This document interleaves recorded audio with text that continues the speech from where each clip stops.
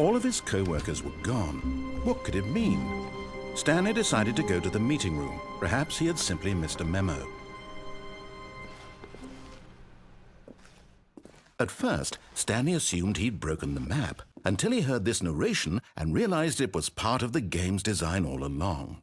He then praised the game for its insightful and witty commentary into the nature of video game structure and its examination of structural narrative tropes. So, now that you're here, what do you think? Isn't this a fun and unique place to be? Why don't we take a minute just to drink it all in?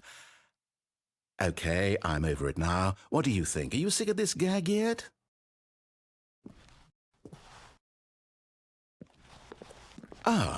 Then in that case we'll continue. But now, here comes the real question. What do you think would have happened if you had told me that you wanted this to stop? Do you think it would have been particularly different? Would I have taken the same idea but rephrased it superficially to fit that answer? Perhaps you never would even have thought of it if I hadn't brought up the issue in the first place. Oh, now think about it. Will it be worth it for you to restart and then come back here just to do the other option?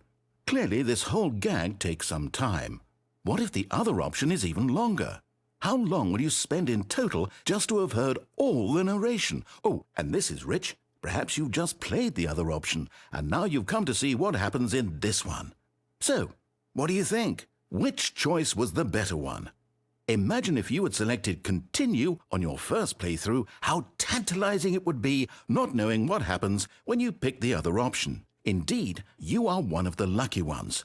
Though if the other option is really miserable to listen to, then perhaps you're not.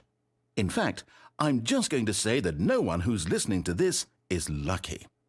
Well now, I've built up the other options so much that I'm going to stop talking and leave you to your decision whether to come back here, continue with the game, or just sit in this spot forever and ever.